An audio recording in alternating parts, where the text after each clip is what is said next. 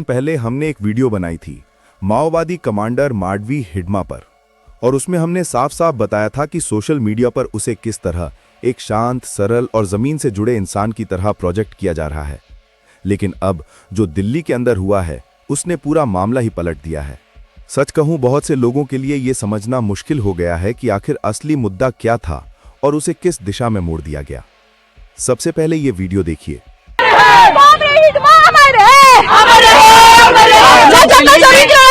23 नवंबर 2025 दिल्ली की जहरीली हवा के खिलाफ इंडिया गेट पर एक बड़ा प्रदर्शन चल रहा था। लोग मास्क लगाकर आए थे, कई बच्चे भी शामिल थे और सबका फोकस सिर्फ एक था, दिल्ली को साफ हवा चाहिए। लेकिन इसी भीड़ के भीतर कुछ लोग अचानक से हिडमा के पोस्टर लेकर बैठ गए और फिर नारे लगने लगे कि कितने हिडमा मारोगे, हर घर से हिडमा निकलेगा। जरा सोचना, पॉल्यूशन के खिलाफ मार्च में ये नारे, यहीं से पूरा माहौल बदल गया। जो प्रदर्शन दिल्ली की हवा के लिए हुआ था वो एक पल में राजनैतिक और वैचारिक बहस में बदल गया। रिपोर्ट्स में आ रहा है कि ये नारे लगाने वाले खुद को एक्टिविस्ट ग्रुप बताते हैं।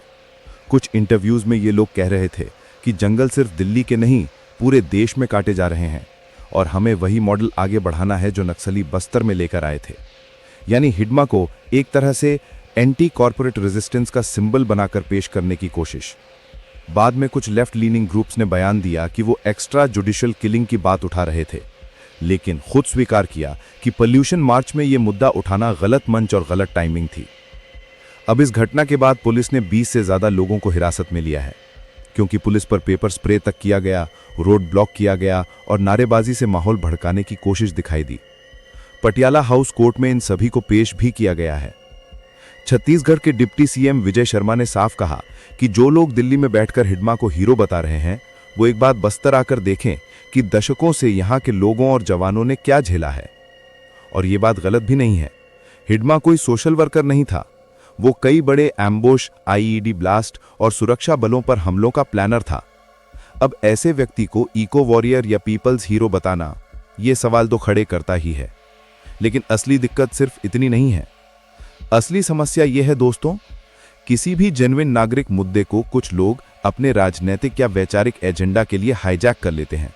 देश में पहले भी आंदोलन होते थे, लेकिन हाल के वर्षों में यह पैटर्न बार बार दिख रहा है कि 10-15 लोगों का एक छोटा समूह अचानक किसी आंदोलन का नैरेटिव बदल देता है।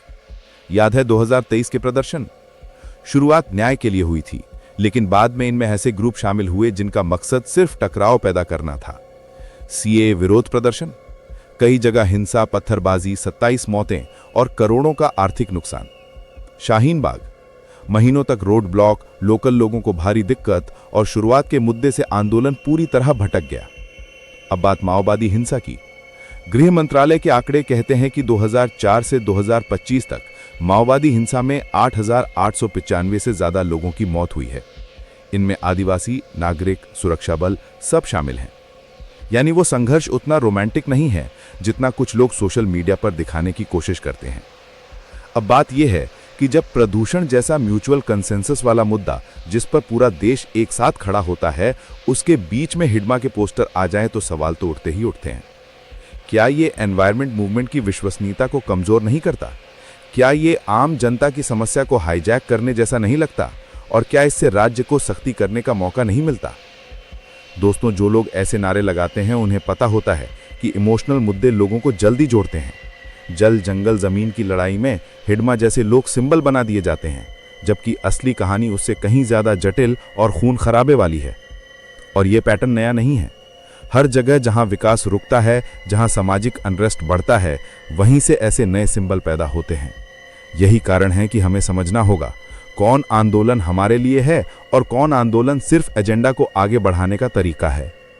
अब मैं चाहता हूं कि आप कमेंट में लिखकर बताएं, आपको क्या लगता है, क्या पॉल्यूशन मार्च में ऐसा होना जायज था? और क्या इस तरह के नारे नागरिक आंदोलनों की गंभीरता को कम नहीं करते? अगर वीडियो पसंद आए तो दोस्तों के साथ शेयर करें, चैनल को सब्सक्राइब करें और जल्द ही मिलते हैं एक नए मुद्दे के साथ।